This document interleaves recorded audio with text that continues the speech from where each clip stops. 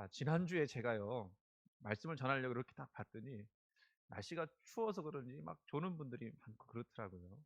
예. 그래서 '내가 설교를 잘 못하나? 아니면 너무 눈을 안 마주치나?' 뭐 이런 생각이 막 많이 들었어요. 근데 제가 원고 설교를 한단 말이에요. 왜냐면 원고 설교 안 하면 나도 모르게 자꾸 이제 하지 말아야 할 얘기들을 많이 해서 원고에서 벗어나지 않으려고 애를 써요. 그러다 보니까 원고를 보다 보니까 여러분하고 눈을 마주치는 것이 쉽지가 않아요.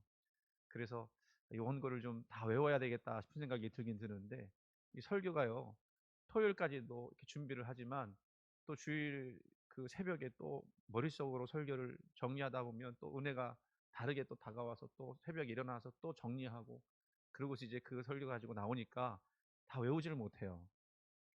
그런데 어쨌든 간에 제가 그런 생각을 해 봤어요. 하나님이 은혜 주시는 대로 원고를 보더라도 같이 은혜를 좀 나누고, 그러면서 눈을 마주쳐야 이게 더 은혜가 깊다라는 생각을 하게 되었습니다. 그러니까 여러분 이왕이면 제가 이렇게 여러분을 볼 때 저의 눈을 좀 마주쳐 보시고 그렇게 하셨으면 좋겠어요. 여러분 이 자리까지 나오시는 거 쉬우셨습니까? 어려우셨습니까? 어렵죠. 근데 어렵지만 기쁘셨어요? 안 기쁘셨어요? 기쁘셨습니까? 할렐루야. 이 예배가 기다려지는 시간이 되었으면 좋겠다는 것이 저의 소원이에요. 그런데 어 이제 좀 상황과 형편이 또 개인한테는 또 다르게 다가올 수 있으니까 불평 나올 수도 있거든요. 또 교회가 왜 이렇지 않은 생각도 들 수가 있고. 그런데 그렇지만 예배라는 그 가치를 우리가 좀 생각해 보면서 예배를 드렸으면 좋겠어요. 뭐 오픈런이라고 하는 이야기 들어보셨어요? 여기 계신 분들은 잘 모르시겠지만 이게 무슨 얘기냐면요, 백화점에서 이제 예를 들면 백화점에서 엄청나게 할인을 해요. 그래서 몇 시부터 한다 그러면 그 상품을 값싸게 사기 위해서 새벽부터 아니면 그 전날부터 텐트 치고 거기 있는 거예요. 그러다가 문을 딱 열면 어떻게 해요? 막 뛰어들어가서 제일 싸고 제일 좋은 물건을 자기가 먼저 선점하려고 그렇게 들어가는 거고, 오픈런이라고 그래요. 왜 그래요? 왜 밤새도록 그렇게 해야 해요? 그 많은 가치가 있으니까. 밤을 새기만 하면 몇십만 원 아낄 수 있으니까 그렇게 하는 거예요. 저는요, 우리 성도들이 예배 드리러 올 때 그 예배 가치, 세상으로 말할 수 없는 그 가치가 있다라는 것을 생각하고 오시면 좋겠다 싶습니다. 여러분, 이 세상에서 가장 귀한 자리가 하나님께 예배 드리는 자리 말고 뭐가 또 있겠습니까? 가치의 문제예요. 물론 돈의 가치도 있고 또 명예의 가치도 있습니다. 그러나 그 가치는 일순간이에요. 순간이에요. 잡으려고 해도 잡아지지 않는 겁니다. 그런데 예배의 가치는요, 그 어떤 것으로도 바꿀 수 없는, 그리고 영원한 가치가 있다라는 겁니다. 어떤 가치가 있을까요? 첫 번째는요, 말 그대로 피조물인 우리가 하나님께 영광을 돌리는 것이에요. 이게 얼마나 귀한 일인 줄 아십니까, 여러분? 하나님이 우리를 아름답게 지으셨다라는 것을 하나님께 영광 돌리면서 예배 드리는 거예요. 두 번째는 예배 드리면서 내가 구원받은 사람이라고 하는 것을 이 자리에서 확인하는 거예요. 여러분, 이 자리는 아무나 올 수 있는 자리가 아니고 사실은 구원받은 사람만 오는 자리예요. 만약 그런 생각 해봤어요. 야, 여기 구원받은 사람만 딱 들어오고 구원받지 못하는 사람은 들어오지 말고 문을 막아버린다 그러면 여러분 섭섭하겠습니까? 안 섭섭하겠습니까? 섭섭할 거예요. 그죠? 근데 다 오라고 하셨어요. 구원받은 자들 다 오라고 하셨습니다. 세 번째는요, 어떤 가치가 있느냐? 예배가 내 인생을 헛되지 않도록 지켜주시는 가치가 있다고 저는 믿습니다. 이런 내용들이 성경에 많이 나와요. 예배를 드리지 않을 때와 예배를 드렸을 때의 상황이, 형편이 달라지는 내용들이 성경에는 많이 나옵니다. 그래서 이 가치를 아는 사람들만이 하나님께 나와서 예배 드리는 것이 얼마나 소중한지를 알고 나오는 거예요. 물론 우리가 매주 드리다 보니까 그런 마음이 좀 수그러들 수도 있어요. 하지만 그 기본적인 마음 속에는 하나님께 예배하고자 하는 마음, 사실은 이 예배가 어떤 거냐면요, 하나님 나라 천국의 모형이에요. 여기서 기도하고 찬양하는 것들이 우리가 가서 천국에 가서 해야 할 그런 모습이란 말이죠. 그래서 하나님은요, 오늘도 우리가 이 하나님의 나라를 이 땅에서 경험하기 위해서 바로 이 예배를 통해서 하나님께 나오기를 원하시는 거예요. 제가 지난주에 이태원 참사 이야기하면서 한 경찰관 이야기를 제가 말씀드렸는데요. 제가 이야기하면서도 그것이 너무너무 마음속에 감동이 되고 각인이 됐어요. 정말 이쪽으로 가야 살 수 있다라고 했던 그 외치는 모습, 처절하게 외치는 모습이 너무너무 감동적이었습니다. 그런데 그 경찰관이 그렇게 안타깝게 그렇게 목이 터져라, 목이 쉬도록 그렇게 외쳤던 이유가 뭐죠? 그게 뭔지 아십니까? 생명의 길과 죽음의 길이 다르다는 것을 알았기 때문에 그래요. 이쪽으로 가야 생명의 길이라는 거예요. 저쪽으로 가면 죽는다는 거예요. 그러니까 이 경찰관은 어떻게 하든지 많은 사람들이 죽음의 길로 가는 것이 아니라 생명의 길로 가게 하시기 위해서 외치는 거예요. 제가 오늘 그 심정 가지고 여러분한테 말씀 전하고 싶습니다. 여러분, 우리가 살아가면서요, 이렇게 해야 할지 저렇게 해야 할지 헷갈릴 때가 종종 있어요. 그렇죠. 처음 가보는 길이기 때문에, 아직 안 가본 길이기 때문에 그렇게 헷갈릴 수 있습니다. 사느냐 죽느냐도 마찬가지죠. 우리가 이런 얘기하면은 좀 그럴 수 있겠지만, 보수냐 진보냐, 또 아이들은 인싸냐 아싸냐. 인싸하고 아싸하고 여러분 아세요? 인싸는 인사이더, 그러니까 많이 인기가 많은 사람들을 인싸라고요. 아싸는 뭐예요? 아웃사이더, 인기가 없는 애들 아웃사이더. 인싸 되기를 원하는 거예요. 또 세상이냐 교회냐. 여러분은 어느 쪽을 선택하셔야 됩니까? 이거 영역 싸움이거든요. 여러분, 영역 싸움 중에 제일 재밌는 싸움이 제가 볼 때는 정치 싸움인 것 같아요. 정치인들이요, 진보와 보수가 막 그냥 열심히 싸웁니다. 상대방 이기기 위해서 얼마나 치열하게 싸우는지, 그리고 얼마나 두뇌를 활용하는지, 두뇌 게임을 하는지 알 수가 없어요. 그런데 짐승들도 영역 싸움 하죠. 짐승들의 영역 싸움은 뭐 때문에 그래요? 생존 문제 때문에 그래요. 죽기까지 싸우는 것은 바로 내가 사느냐 죽느냐 그 문제가 걸려있기 때문에 그렇습니다. 목숨 걸린 문제는 그렇게 치열하게 싸운다는 거예요. 사람들의 영역 싸움도 다르지 않습니다. 이념을 위한 싸움도, 경제를 위한 싸움도 결국은 자기 이익을 위해서 싸우는 거죠. 거기다가 주도권까지 내가 잡을 수 있다면, 싸움의 주도권까지 내가 잡을 수 있다면 더 말할 수 없이 좋습니다. 그런 싸움 하려고 그렇게 우리가 열심히 치열할 수밖에, 싸울 수밖에 없는 거예요. 그런데 그 오늘 영역 싸움이 오늘 말씀에 나옵니다. 오늘 말씀이 있기 전 그 앞선 말씀들 보면 예수님께서 예루살렘 성전에서 유대 지도자들과 논쟁을 벌이세요. 그러니까 말싸움한 거죠. 그래서 뭔 얘기를 하냐면, 권위는 어디서 오느냐, 또 부활은 무엇이냐, 또 율법은 어떤 것이냐, 그리고 메시아에 대한 그런 내용은 어떤 것이냐, 이런 논쟁들을 막 합니다. 그런데 그런 논쟁 중에 예수님께 가장 그 위험하고 또 그 생명까지 걸어야 되는 논쟁이 하나 등장하죠. 잘못했다가는 잡혀가서 죽을 수도 있는 그런 논쟁이었습니다. 왜냐하면 가장 민감하고 강력한 정치 권력에 관한 이야기이기 때문에 그래요. 우리가 그런 말 하잖아요. 친한 친구 사이에게는 종교 얘기하고 정치 얘기하고 하지 말아야 한다고. 그런데 예수님에게 이 유대 지도자들이 찾아와 갖고는요, 두 가지를 다 걸어서 논쟁을 불러일으켜요. 그리고 예수님을 막 속이려고 해요. 본문을 살펴보면 이 바리새인과 헤롯 당 일파가 예수님을 어떻게든 죽이고 싶으니까 사람들을 보내 갖고는요, 논쟁을 일으켜요. 이게 순수한 의도가 아니죠. 13절 말씀에는 책 잡으려고 했다. 그리고 15절 말씀에는 시험하려 했다라는 내용이 나옵니다. 그러니까 올무를 걸어놓고 거기에 걸려들기만 바라는 그런 상황인 거예요. 근데 그 올무 걸릴 수밖에 없다, 그렇게 생각을 했던 모양이에요. 그래서 예수님이 말실수하기를 바라는 거죠. 그래서 이 사람들이 올 때 뭐라고 그들이 이야기를 하냐면 칭찬해요. 와서 이르되 선생님이여 우리가 아노니 당신은 참되시고 아무도 꺼리끼는 일이 없으시니 사람을 외모로 보지 않고 오직 진리로 하나님의 도를 가르치심이니라. 그러면서 예수님을 참된 선생님으로 그렇게 칭찬을 하면서 예수님께 다가와요. 그러니까 무장해제 시키는 거죠. 그러면 자기들이 질문하는 것에 대해서 아무 생각 없이 답할 거다, 이런 생각을 한 겁니다. 그들이 질문한 것이 뭐예요? 이렇게 질문합니다. 14절 뒷부분부터 이야기해요. 가이사에게 세금을 바치는 것이 옳으니까 옳지 않으니까, 우리가 바치리까 말리까, 그렇게 물어봐요. 그러니까 가이사에게 세금 바치는 것이 옳은지 아닌지 관한 질문이죠. 이건 예스나 노로 대답하기가 어려운 질문이에요. 이 가이사는요 누구냐면 카이사르라고 하는 그런 이름인데 성경에는 가이사라고 붙인 거거든요. 근데 그 가이사라고 하는 것은 원래 사람 이름이었어요. 그런데 초대 황제였거든요. 그러니까 그 뒤에 황제들도 그냥 가이사 이렇게 호칭을 붙였단 말이에요. 그러니까 예수님이 가이사에게 세금 바치라고 대답을 한다면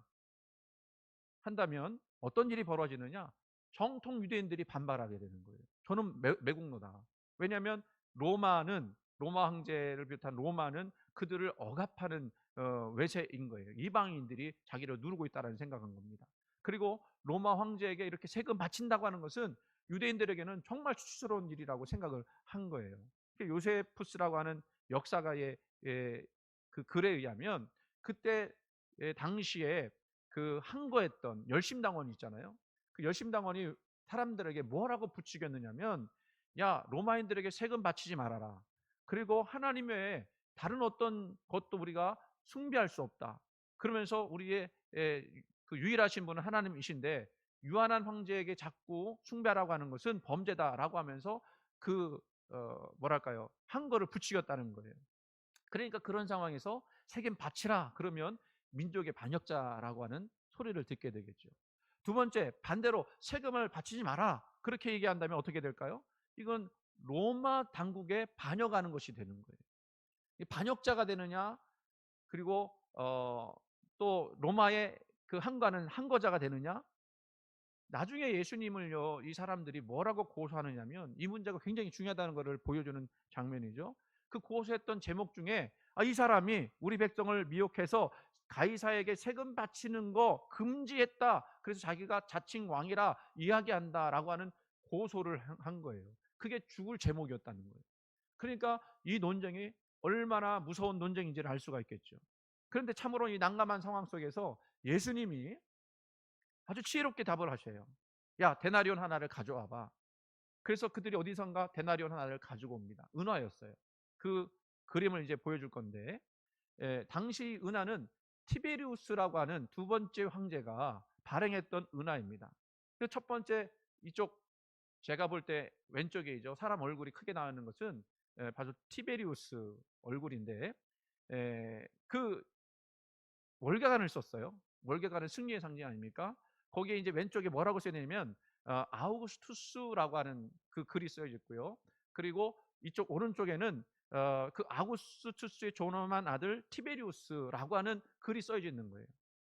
그리고 이제 오른쪽에는 이제 앞면이라고 볼 수가 있는데, 그 앞면은 어떤 거냐면 바로 황태우가 신들과 함께 앉아 있는, 그러니까 신성을 가르치는 것이죠. 그런 모습이, 황태의 모습이 새겨져 있는 것입니다. 예수님은 그것을 이렇게 들여다보면서 뭐라고 말씀하시냐면 이 형상과 글이 누구 것이냐라고 물어보십니다. 그 사람들이 뭐라고 그래요? 가이사의 것입니다. 황제의 것입니다. 라고 하니까 예수님이 그러면 가이사의 것은 가이사에게, 하나님의 것은 하나님에게 바치라 라고 말씀하셨습니다. 여러분, 이 말씀에는요 좀 몇 가지 해석들이 있어요.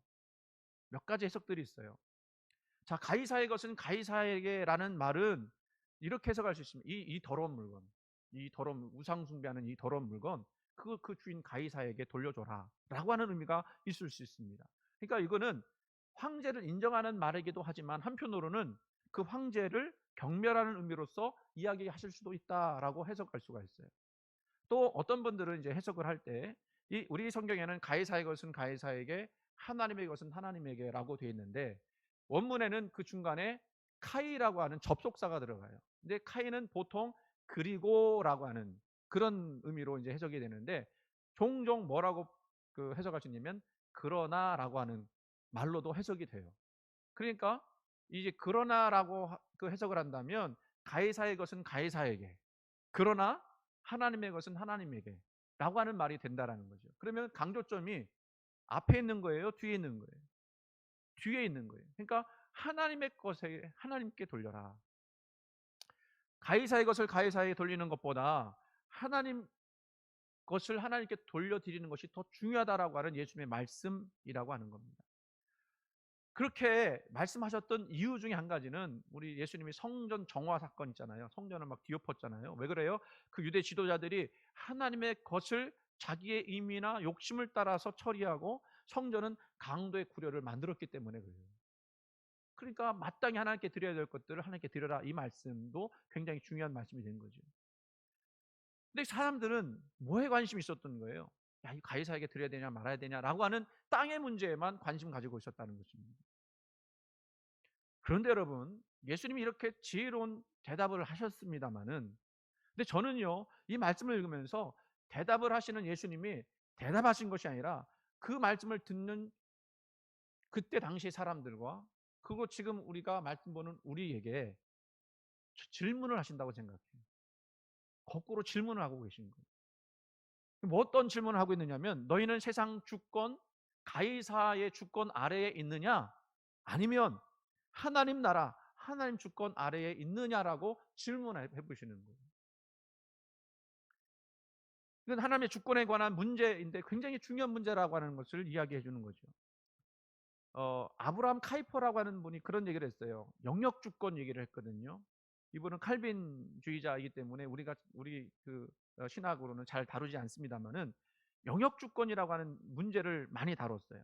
이게 무슨 뜻이냐면, 우리가 이 땅에 살지만 이 땅에 사는 우리들이 하나님의 영역 가운데 사는 것이지 세상의 주권 아래 있는 것이 아니다라고 하는 그런 얘기죠. 정말 그렇지 않습니까? 저와 여러분이 구원받은 사람이에요. 구원받은 사람이라고 하는 것은 나의 구주가 누구라고 고백하는 거죠?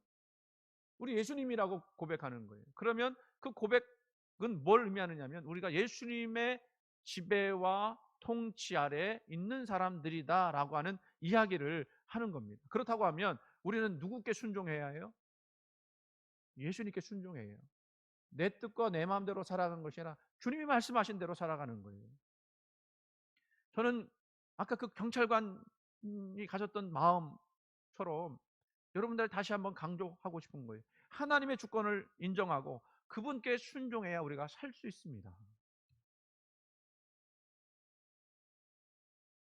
우리가 그것을 알지 못하고 생명의 길이 여기 있는데 자꾸 죽음의 길로 나도 모르게 갈 수도 있다라는 거예요. 그러니 자꾸 외쳐야 하는 거죠. 에스겔의 파수꾼 이야기가 나오는데, 만약에 내가 파수꾼으로서 외쳐야 할 것들을 외치지 않았을 때, 만약 그 사람들이 그 말씀을 못 듣고 죽는다면 그건 내 책임입니다. 그러나 내가 열심히 외쳤는데 그거를 들음에도 그대로 행하지 않으면 듣는 사람 책임이다. 그런 얘기를 했거든요. 저는 그래서 그런 심정으로 말씀을 외치는 거예요. 여러분, 주님의 주권 아래 있어야만 살 수가 있습니다.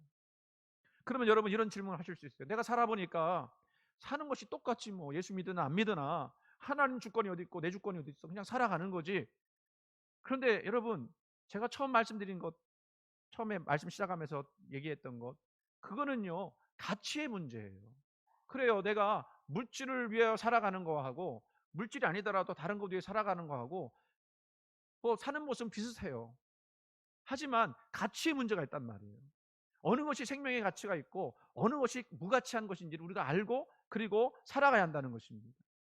많은 사람들은요, 세상의 가치인 그 돈, 물질, 그거 많이 벌면 그것으로 행복할 거라고 생각을 해요. 그리고 돈으로 해결 못할 것이 없다라고 생각을 합니다. 하나님은 제외한 거죠. 물질 문제에 있어서는 하나님 제외해버린 겁니다. 하나님 섬기고 예배드리고 헌신하고 헌금하고 봉사하는 거, 내가 원하는 거 다 할 수 있는 돈만 있으면 그거는 다 제외해도 괜찮다, 그렇게 생각할 수 있다는 거예요. 뭐 우리가 다 행복하자고 하는 것이지, 즐겁자고 하는 것이지, 우리가 신앙생활하면서 왜 이렇게 스트레스 받으면서 신앙생활 하느냐, 이렇게 생각할 수도 있어요. 살아보니까 하나님 없이 사는 것이 더 재밌어. 그렇죠? 대답을 안 하시는 건 지혜로운 거예요. 하나님 없이 살아보면 재밌어요. 뭔가 하려면 자꾸 내 마음속에서 그러면 안 돼, 이런 마음이 막 든단 말이에요. 그러면 막 스트레스 받아. 하고 싶은데 못하게 하시니까. 근데 가치의 문제라고요. 여러분, 가치 한번 생각해 보세요. 가이사의 가치가 없는 게 아니에요. 황제의 가치가 없는 게 아니에요. 이 땅에서는 어마어마한 가치가 있는 거예요. 있죠? 그런데 그와는 반대로 하나님의 가치가 있다고요. 근데 그 가치를 생각해 볼 때 생명 없는 가치가 있을 수 있고 생명 있는 가치가 있다라는 거예요. 우리는 어떤 가치를 절대적으로 옳다라고 이야기하면서 살아가고 있느냐, 오늘 그 말씀 드리고 있는 거거든요. 당연히 우리가 구원받은 사람이기 때문에 하나님께 속한 가치를 절대적으로 인정하고 살아가야 하는 거예요. 우리 성가대 처음 보네, 이렇게. 지금 여러분 인정이 되십니까? 그거 인정하세요? 근데 속마음으로는 이런 생각이 들어요. 인정은 되는데 그렇게 살기가 어려워요. 그게 솔직한 우리 마음 아니에요? 세상에 그 힘이 얼마나 세요. 우리가 조금만 돈 없으면, 조금만 물질이 부족하면 당장 당해야 하는 어려움들이 많이 있어요. 맞죠? 그런 것들을 우리가 생각해 볼 때, 그런 것들을 경험해 볼 때, 나는 당장에 지금 돈 벌어야 해. 나는 당장에 지금 물질 문제 해결해야 해. 이런 생각을 할 수밖에 없는 거예요. 그런데 여러분, 가치가, 어떤 가치가 생명이 있느냐, 어떤 가치가 생명이 없느냐, 이 가치 때문에 나중에 달라져요. 제가 말씀을 준비하면서, 야, 이거 우리 성도들한테 이야기하면 뻔하디 뻔한 이야기가 될 것 같은데, 목사님은 또 목사님다운 얘기를 하시는군요. 그런 생각을 할 것 같은데, 이런 생각하면서 어떻게 말씀을 전해야 될까 막 고민하는 중에 우연히 영상 하나를 봤어요. 영상 하나 봤는데 누구의 영상이냐면 개그맨이었던 고명환이라고 하는, 잘 모르죠. 한때는 잘 나갔던 개그맨이었는데, 오래전 잘 나갔던 이었는데, 그분이 강의를 하러 다니더라고요. 근데 그 강의 내용을 제가 보면서 나름대로 은혜를 받았습니다. 또 감동도 받았어요. 왜 그러냐면요, 이분이요 물질 문제를 꿰뚫어 봤어요. 물질을 어떻게 다뤄야 되는지를 꿰뚫어 봤어요. 근데 제가 또 이렇게 소개하는 것은 이분이 크리스천이 아니면 소개 안 할 텐데 교회를 열심히 다녀요. 그리고 그 신앙 안에서 이야기하는 거예요. 그러니까 그 베이스가 뭐예요? 예수 믿는 신앙 안에서 말하는 거죠. 이분이요 1년에 얼마를 버느냐면요 10억을 번대요. 많이 벌죠. 10억을 번대요. 근데 어떻게 10억 버느냐? 그 방법과 그 비결을 이야기해 주는 것이 아니고 무슨 얘기를 하느냐면요 가치 이야기를 하는 거예요. 가치 이야기. 어떤 가치를 붙잡아야만 우리가 원하는 삶을 살 수 있느냐라고 하는 얘기를 하고 있는 거예요. 이게 이분이 돈의 가치를 알았다는 겁니다. 깨닫고 보니까 돈이라고 다 좋은 것이 아니더라는 걸 알았다는 거예요. 이분이 뭐 메밀국수인가 이거를 만들어, 너무 장사가 잘 돼서 막 지점도 내달라고 하고 뭐 이렇게 뭐 가르쳐 달라고 하고 뭐 이러더래요. 그래갖고는 그거를 자기가 다 수용하고 받아들였다면 순식간에 100억은 벌겠대요. 근데 그거를 다 거절했답니다. 그 나쁜 돈이라는 거예요. 왜냐하면 그렇게 들어온 돈은요 금방 빠져나가는데, 근데 이분이 그걸 아는 거예요. 자기가 개그맨 하면서 뭐 하루에 1,000만 원씩도 벌어봤는데 나중에 통장 열어보니까 40몇만 원 남았더래. 그게 다 돈이 어디 갔는지 모르겠대. 그렇다고 자기들이 막 화랑방탕한 거냐? 그것도 아니래요. 그 돈의 가치가 있다는 걸 알았어요. 근데 그 돈의 가치 중에 어떤 돈이 있느냐면요 나쁜 돈이 있대요. 나쁜 돈. 이 돈은 나쁜 돈이, 이 돈은 건들면 안 되는 돈이에요. 이 돈은 어떤 돈이냐면요 왕창 들어올 때는 들어와서 좋은 것 같지만 나갈 때는요 있는 것까지 다 빼앗아가는 그런 돈이 있다는 거예요. 그런 돈 있잖아요, 여러분. 그래서 그런 얘기를 해요. 돈이 들어올 때는 좋지만 그 돈을 숭배하면 나중에 그 돈이 우리 인생을 저주하고 나간다는 거예요. 돈의 가치가 다르다는 거죠. 그런데요 좋은 돈이 있대요. 그 돈은 어떤 돈인지 아십니까? 돈 얘기하니까 똥말똥말 하시네요, 여러분. 좋은 돈은 어떤 돈이냐면요 소소하지만 목적을 가진 돈이에요. 자기 꿈을 이루기 위해서 애쓰는 돈이에요. 이분이 막 고기를 열심히 구웠대요. 그랬더니 손님이, 아니 유명한 개그맨이 뭐 이렇게 허접한 일을 하십니까? 이제 그렇게 물어본 거겠죠. 그랬더니 나는 즐거워서 합니다. 내가 돈 벌어서 도서관을 지려고 합니다. 이렇게 일했대요. 그 손님이 더 많이 오는 거예요. 그런 가치를 아니까. 그러니까 좋은 돈은 어떤 돈이냐면 자기만 들어오는 돈이 아니라 친구들까지 데려오는 돈이래. 여러분, 우리가 살아도 똑같이 사는 게 아니에요, 여러분. 가치 있는 삶을 살 수도 있고 가치 없는 삶을 살 수도 있어요. 근데 가치 없는 삶을 살면 결국에는 그 삶을 허무할 수밖에 없는 거죠. 저는 여러분한테 물어보고 싶어요. 여러분 부자의 삶을 소원하십니까? 아니면 풍성한 삶을 소원하십니까? 풍성한 삶을 소원하셔요. 부자의 삶을 쫓으면요 허무해요. 제가 어떤 목사님이 쓴 글을 봤는데 그 목사님의 아버지가 굉장히 큰 사업을 해서 부자였대요. 그런데 사업하다가 IMF 터져갖고는요 쫄딱 망했대요.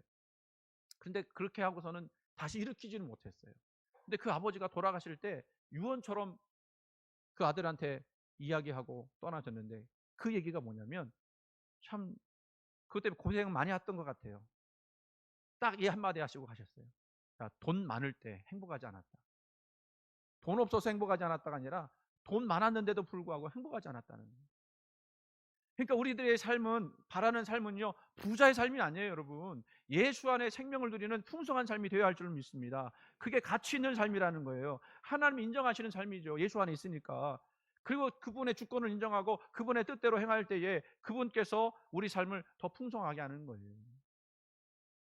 그럼 어떻게 우리가 하나님 영역에서 풍성한 삶을 살 수 있을까? 어떻게 가치를 붙잡고 살아갈 수 있을까? 저는 여러분한테 중요한 두 가지, 여러분 인생 속에서 가장 중요한 두 가지를 말씀드리고 싶어요. 가장 중요한 게 뭐예요? 첫 번째는 시간이고요.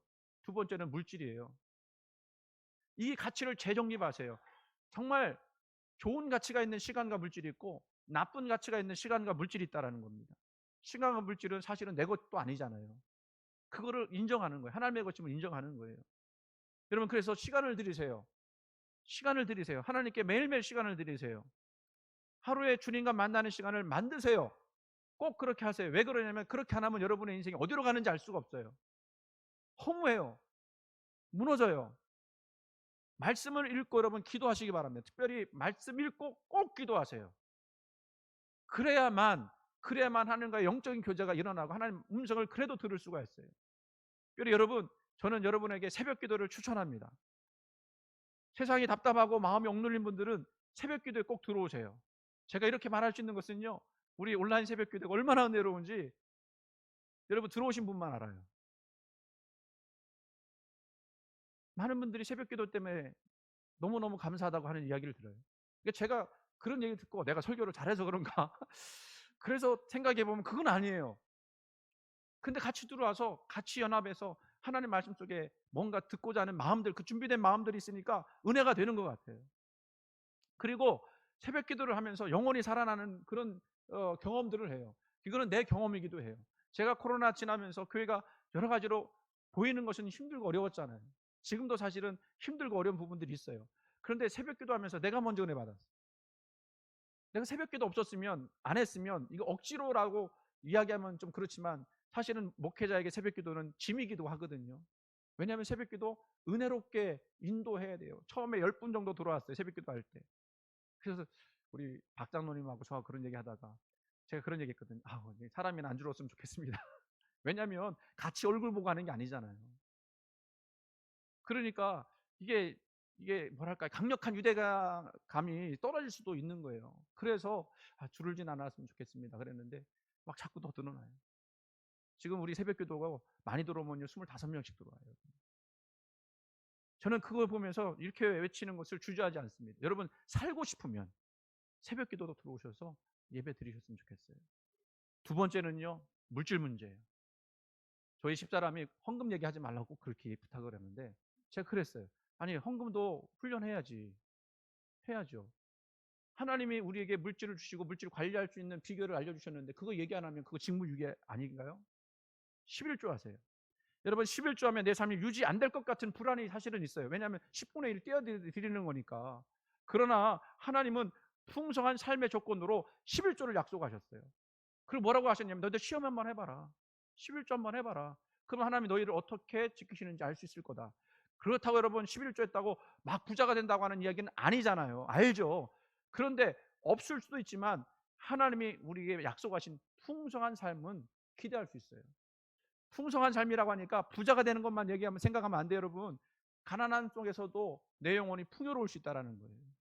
어떤 때는요, 내가 없는데 하나님께 기도해요. 하나님, 내가 이런 문제 때문에 기도하고 기도했습니다. 우리 집사람이 다음 주에 베트남 사모님들하고 선교 가는데 돈이 없어서 하나님, 내가 이런 문제 때문에 기도합니다. 하나님 금방 채워주시더라고요. 그거를 배우는 거예요. 기도하면서 여러분, 신앙생활이 왜 재미가 없는 줄 아세요? 신앙생활 하면서 재미없는 분 계시죠? 교회 오는데 재미가 없어서 막 가야 되나 말아야 되나 하는 분 계시죠? 왜 그런지 아세요? 하나님과의 그런 추억이 없어서 그래요. 그 기도의 응답들을 여러분 순간순간 경험해 보세요. 하나님 제일 우선 될 거예요. 제가요, 이 권사님이 자기 얘기 하지 말라고 그래서 안 하려고 그러는데 11조에 관한 이야기를 할게요. 이분이요, 이제 막 이거 하기가 어려워요. 문자로 하기가 어려우니까 글을 써갖고 그 사진을 찍어갖고 저한테 보내주셨는데 11조 얘기를 그 가운데 했어요. 첫째 아이가 둘째 아이를 어릴 때죠. 이렇게 업고 돌다가 떨어뜨렸대요. 병원을 가야 하는데 그 얘기부터 해야 될 게 아니라 그 남편분이 그 한 달에 벌어오는 돈이 75,000원 옛날.